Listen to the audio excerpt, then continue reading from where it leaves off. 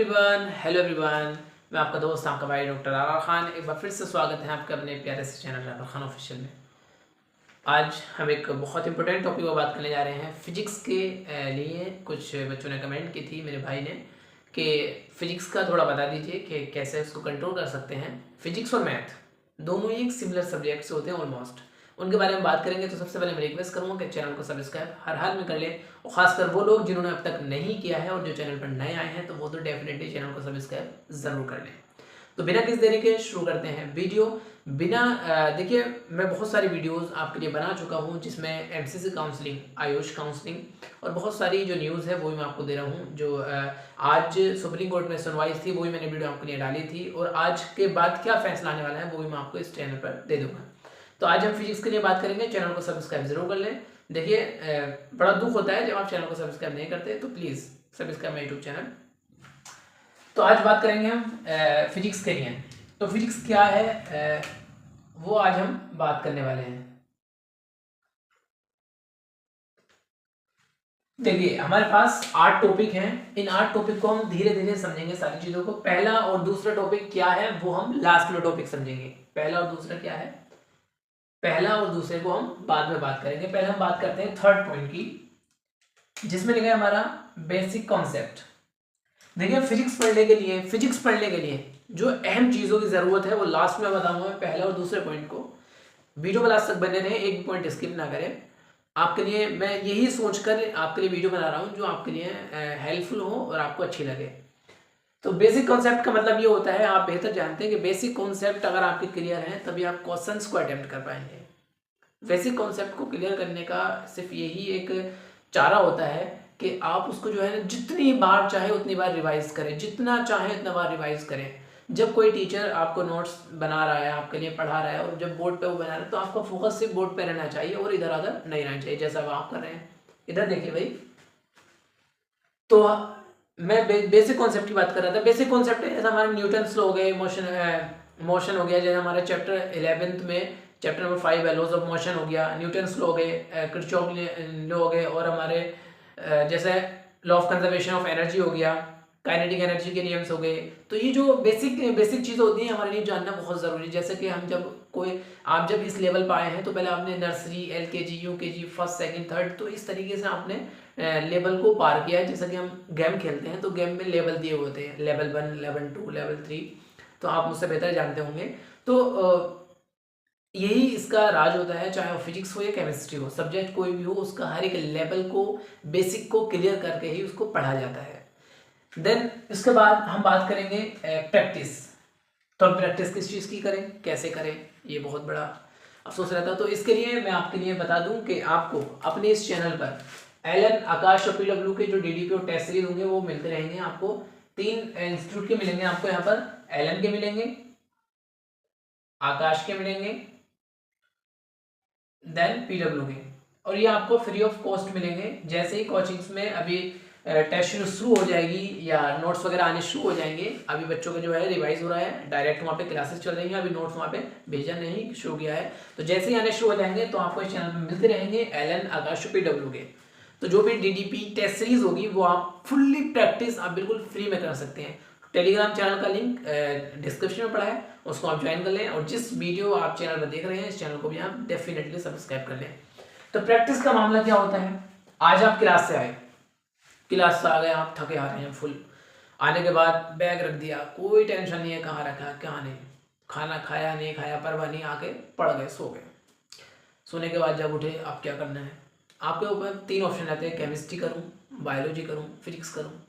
तो आप बेहतर जानते हैं कि नीट अगर आपको क्लियर करना है तो तीनों ही सब्जेक्ट को साथ लेकर चलना पड़ेगा, otherwise you can't clear NEET exam. तो प्रैक्टिस का मामला ये है कि आपको जो आज पढ़ाया, जो टुडे क्लास में वर्क हुआ, वो आपको हर हाल में रिवाइज करना है। जो आज पढ़ाया वो भी आपको हर हाल में रिवाइज करना है। और आप एक वीक में एक दिन ऐसा बनाएं जिस दिन आपको जो पढ़ाया गया है वो टोटल आप उसको रिवाइज करें। सो रिवीजन किसी भी सब्जेक्ट का हो वो आपको करना ही पड़ेगा। तो आपको जो आज हुआ वो आपको रिवाइज करना है हर हाल में, और आप वीक में एक ऐसा डे बनाएंगे जो आपको पूरा 3 सब्जेक्ट का, ऑलमोस्ट 3 का नहीं 2 का तो कवर आपको करना ही पड़ेगा। तो आप ये सब आपको करना पड़ेगा। जितने ज़्यादा आप टेस्ट को आप अटेम्प्ट करेंगे, जितने क्वेश्चन आपको अटेम्प्ट करेंगे, उसमें आपको कुछ ऐसे क्वेश्चन भी मिलेंगे जो आपने पहली बार देखे होंगे, कुछ ऐसे होंगे जो आपने बिल्कुल पढ़े नहीं होंगे। तो बहुत सारे ऐसे क्वेश्चंस आपके आएंगे टेस्ट सीरीज में जो आपने देखे नहीं होंगे। तो ये सब आपको मैनेज करके चलना होगा, और मैनेज भी कब होगा, जब आप उसको बार बार प्रैक्टिस करेंगे। तो प्रैक्टिस आपके लिए बहुत इंपॉर्टेंट है। इन 8 पॉइंट में सबसे ज़्यादा पॉइंट हमारा ये अहम रहने वाला है। इनमें अभी फर्स्ट और सेकंड की हमने बात नहीं की है, तो ये हम बात करेंगे 4। प्रैक्टिस आपके लिए बस ज़रूरी है। आप जितनी बार किसी चीज़ को बार बार रिवाइज करते रहेंगे उतने आप क्लियर करते रहते हैं। Then self asking question. Self asking question में सपोज दैट आपका चैप्टर चल रहा है यूनिट एंड मेजरमेंट। तो यूनिट एंड मेजरमेंट में क्या होती है, हमारी टोटल डायमेंशंस की बात होती है उसमें, और उसमें कोई ऐसी चीज़ नहीं है डायमेंशन या एसआई यूनिट के बारे में उसमें बात है। अगर आपको एसआई यूनिट आती है तो आप उसकी यूनिट बताएंगे, यूनिट के बेस पे ही उसका जो डायमेंशन है वो निकल के आता है। सपोज दैट हमारा एक्सेलरेशन होता है, एक्सेलरेशन की जो यूनिट होती है हमारी मीटर पर सेकेंड होती है, मीटर पर सेकेंड स्क्वायर, ये हमारी एक्सेलरेशन की यूनिट होती है। तो यूनिट के साथ साथ हमारी ये आपको पता होना चाहिए कि मीटर में क्या लगाते हैं हम और सेंटीमीटर में क्या लगाते हैं। तो बेसिकली मैं आपको बता रहा था, जैसे हमारा मीटर है, मीटर पर सेकंड स्क्वायर हमारा जो यूनिट होता है वो एक्सेलरेशन का होता है। अब आपको ये भी पता होना चाहिए कि एक्सेलरेशन का निकला कैसे है। आप ये भी जानते होंगे जब हम डिफरेंशिएशन करते हैं तो एक्सेलरेशन का जो होता है हमारा dy/dt होता है, यानी change in velocity upon change in time. तो ये आपका एक्सेलरेशन का होता है। अभी मैं फिजिक्स ने अभी पढ़ाना शुरू नहीं किया है, उम्मीद करता हूँ कि आपको बहुत पसंद आएगा, क्योंकि मतलब मैं कोशिश करता हूँ कि सामने वाले बंदे को मेरा पढ़ाया हुआ समझ में आना चाहिए।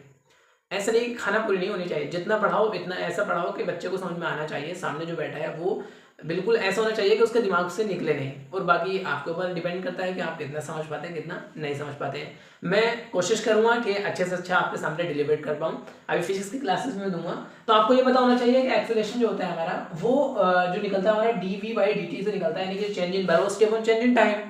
तो वेलोसिटी जो होता है हमारा उसका जो यूनिट होता है हमारा मीटर पर सेकेंड होता है, मीटर पर सेकेंड, और टाइम का जो यूनिट होता है वो सेकंड होता है। तो सेकंड से स्क्वायर हो जाएगा तो मीटर पर सेकंड स्क्वायर, इसलिए ये बन जाता है।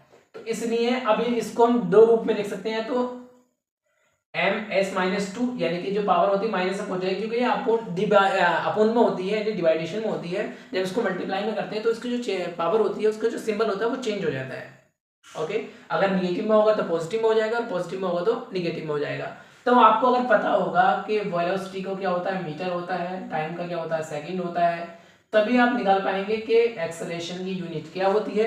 अब आपको ये भी पता होना चाहिए मीटर को हम क्या में नापते हैं, एल से नापते हैं, और जो सेकंड यूनिट है हमारा वो क्या होता है टाइम में लेते हैं इसको। तो ये आपको पता होना चाहिए। तो LT-2 जो होगी हमारी ये हो जाएगी। तो मैंने एक एग्जाम्पल देकर बताया। तो कुल मिला के मेरा जो टॉपिक था वो ये था self asking question. Self asking question में ये था कि आपने जो पढ़ा, तो जैसे आप खुद रिवाइज करना चाहें कि काश सर ने मुझसे पूछा होता कि फोर्स का फॉर्मूला बताओ, उसके डायमेंशन कैसे निकालेंगे, तो आपका दिमाग एकदम चलना चाहिए कि F इक्वल एम ए होता है, एम हमारा क्या होता है वो ये होता है, वी हमारा क्या होता है, तो उसकी मल्टीप्लाई करेंगे तो क्या हो जाएगा हमारा MLT-2 ये हो जाएगा।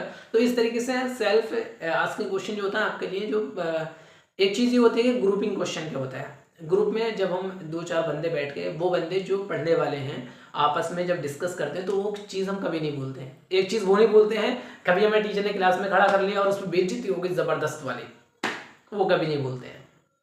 तो ये चीज़ें भी हमें याद रखनी होती है। सेल्फ आस्किंग क्वेश्चन जो होते हैं वो भी हमारे लिए बहुत ज़्यादा इंपॉर्टेंट रहते हैं। नेक्स्ट पॉइंट पर हम बात करेंगे, पॉइंट नंबर 6 है हमारा, पार्टिसिपेट इन क्लास रेगुलरली। अच्छा, क्लास आपको पार्टिसिपेट करना ज़रूरी है। आपको अगर कोई टॉपिक आता है तो आप उसको रिवाइज करें। अगर आपको कोई टीचर पढ़ा रहा है तो आप उसको रिवाइज करने की कोशिश करें। हर वक्त आप ये समझ के पढ़ें कि मुझसे आता नहीं है, मैं पहली बार इस टॉपिक को पढ़ रहा हूँ। एक होता है कॉन्फिडेंस, एक होता है ओवर कॉन्फिडेंस। ओवर कॉन्फिडेंस अपने अंदर कभी मत आने देना, सिर्फ कॉन्फिडेंस में रहना यहाँ तक ठीक है, ओवर कॉन्फिडेंस में कभी मत आना। ओवर कॉन्फिडेंस में अगर आप कब आएंगे तो आप कुछ नहीं कर पाएंगे। आपने कहावत सुनी होगी कि जो हमारी अहंकार की नाव होती है वो हमेशा डूबती है, जैसे लालच की नाव डूबती है वैसे हमारी अहंकार की लाउन उठती है। तो आपने अंदर ओवर कॉन्फिडेंस कभी मत आने देना, सिर्फ कॉन्फिडेंस, ये ठीक रहता है। पार्टिसिपेट, क्लास को आप रेगुलर ज्वाइन करें, अगर आपकी क्लास है तो आप जाएं, और आपको लग रहा है कि मुझसे टॉपिक बहुत अच्छे से आता है तो आप स्किप कर सकते हैं, लेकिन स्किप करने का फायदा ये होगा कि आप उससे नेक्स्ट टॉपिक पढ़ें, या जो आपने रिवीजन नहीं किया है आप उसको रिवाइज करने की कोशिश करें। देखिए टाइम वेस्ट करने से कोई फायदा नहीं है।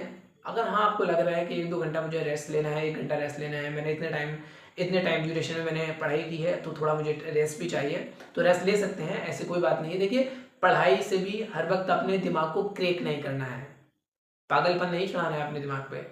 विदाउट स्ट्रेस, विदाउट डिप्रेशन आप अपनी पढ़ाई को फॉलो करेंगे।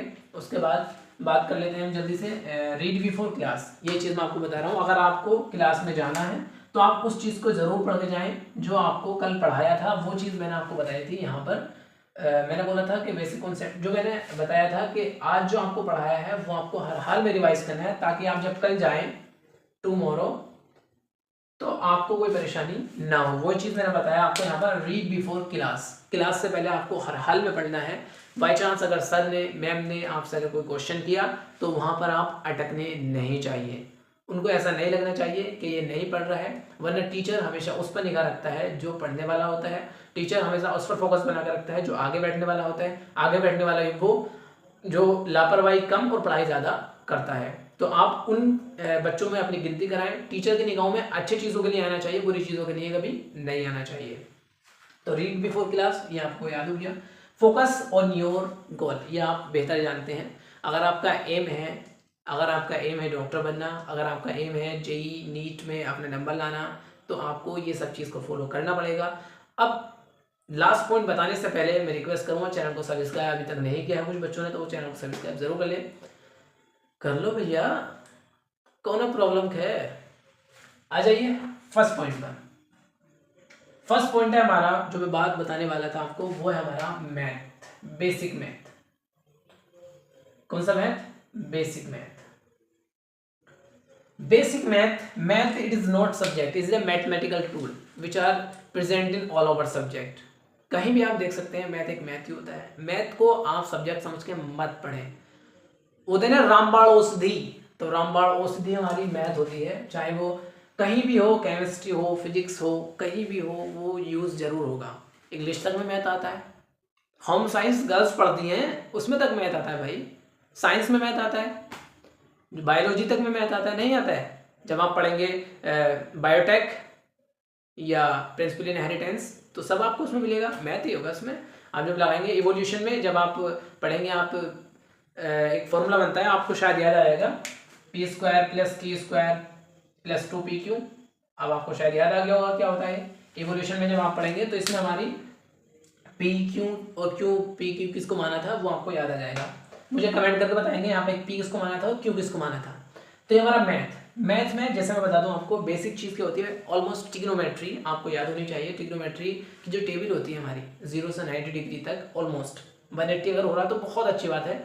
ऑलमोस्ट 0 से 90 डिग्री तक आपको उसके एंगल्स क्या क्या उसकी वैल्यूज होती हैं वो आपको 100% याद होनी चाहिए। सपोज दैट मैं आपसे बोल लूँ साइन 0 की वैल्यू क्या होती है, आपको पता ही नहीं है भैया, आपको पता होना चाहिए ना। फिजिक्स में जब हम लॉज ऑफ मोशन पढ़ेंगे तो फ्रिक्शन में सब ये आता है, एंगल्स बनते हैं। चाहे आप उसमें चले जाएं मोशन स्ट्रेट लाइन में, काइनेमेटिक्स जब आप पढ़ेंगे तो उसमें बॉल जा रही है, पैराबोला बन रहा है, हाइपर पैराबोला बन रहा है, कितने डिग्री का एंगल बन रहा है, तो जब आप वहां से निकालेंगे उसको करके तो वहाँ पे कोस, थीटा, साइन, इन सब चीज़ों की तो बात होती है। तो आपको ये सब चीज़ें आपको पता होनी चाहिए। तो बेसिक मैथ आपको कम्प्लीटली पता होना चाहिए। उसमें हमारे ऑलमोस्ट ट्रिग्नोमेट्री आपकी कंप्लीट नॉलेजेबल होनी चाहिए। दूसरी चीज़ थी हमारी डिफ्रेंसिएशन और इंटीग्रेशन। डिफ्रेंसिएशन और इंटीग्रेशन इसी के अंडर आता है वो भी। तो डिफ्रेंसिएशन और इंटीग्रेशन आपको हर हाल में आना चाहिए। जिसको नहीं आता है वो कमेंट बता दे, मैं उसके लिए बहुत जल्द वीडियो बनाकर डाल दूंगा, आज या कल में ही। अगर ज़्यादा बच्चे होंगे तो मैं आज कल में डाल दूंगा, और कम बच्चे होंगे अगर 1-2 भी होगा तो चलेगा यार, मैं सबके लिए करूँगा अंश। तो आप जो है मुझे कमेंट में बताएं, डिफ्रेंसिएशन इंटीग्रेशन आपको हर हाल में आना चाहिए। और मैथ आपको ट्रिग्नोमेट्रिक इक्वेशंस जो भी होती हैं वो आपको 100% आना चाहिए। यहाँ पर दूसरा पॉइंट मैंने खाली रखा हुआ था, वो दूसरा पॉइंट हमारा है टेस्ट सीरीज। जो मैंने अभी बताया आपको, आपके चैनल पर एलन आकाश PW की जो नोट टेस्ट सीरीज बिल्कुल फ्री मिलेंगी, तो इस चैनल को आप सब्सक्राइब कर लें अभी तक नहीं किया है तो टेस्ट आप ज़्यादा से ज़्यादा देने की कोशिश करें, क्योंकि हर टेस्ट में ऐसे कुछ ना कुछ क्वेश्चन ज़रूर मिलेंगे जो आपने कभी देखे ही नहीं होंगे। कुछ ना कुछ क्वेश्चन ऐसे मिलेंगे जो आपने देखे भी होंगे तब भी आपसे अटेम्प्ट नहीं हो रहे। कुछ ना कुछ क्वेश्चन आपको ऐसे ज़रूर मिलेंगे जो आपने करे भी होंगे तब भी आपसे दोबारा अटेम्प्ट नहीं हो रहे। तो आप उन सब चीज़ों को जान लेंगे, पहचान लेंगे, तो ये फिजिक्स आपकी इंप्रूव होने के चांसेस यहाँ से बढ़ जाएंगे। आप इन सब चीज़ों को फॉलो करेंगे तो आपके यहाँ पर चांसेस बढ़ने की संभावना है। और फिजिक्स एक ज़्यादा भारी सब्जेक्ट नहीं होता भाई। मैथ अगर आप कवर कर सकते हैं तो फिजिक्स भी आप कवर करने की कोशिश कर सकते हैं। एक चीज़ मैं बताऊंगा कि 11th की physics my point of view से मुझे 12th की फिजिक्स से हार्ड लगती है। ज़्यादा नहीं, मतलब थोड़े ही हार्ड, जैसे कि 5वें चैप्टर से लेकर लास्ट चैप्टर तक सारे हार्ड हैं। लॉज ऑफ मोशन हो गया, रोटेशनल मोशन हो गया, और ग्रेविटेशन हल्का चैप्टर है क्योंकि हम 12th के इलेक्ट्रोस्टैट से उसको कोरिलेट करते हैं। इलेक्ट्रिक चार्ज एंड फील्ड हो गया और कैपेसिटर वगैरह के जो चैप्टर्स हैं उनसे हम कोरिलेट करके पढ़ लेते हैं। तो आपसे रिक्वेस्ट करूँगा चैनल को सब्सक्राइब कर लें। ये मैं कुछ आपसे बात इंपॉर्टेंट लगी मुझे तो मैं बात करने के लिए आ गया। बच्चों ने कमेंट भी किया था। चैनल को सब्सक्राइब कर लें। मिलते हैं नेक्स्ट वीडियो में। Bye bye, take care.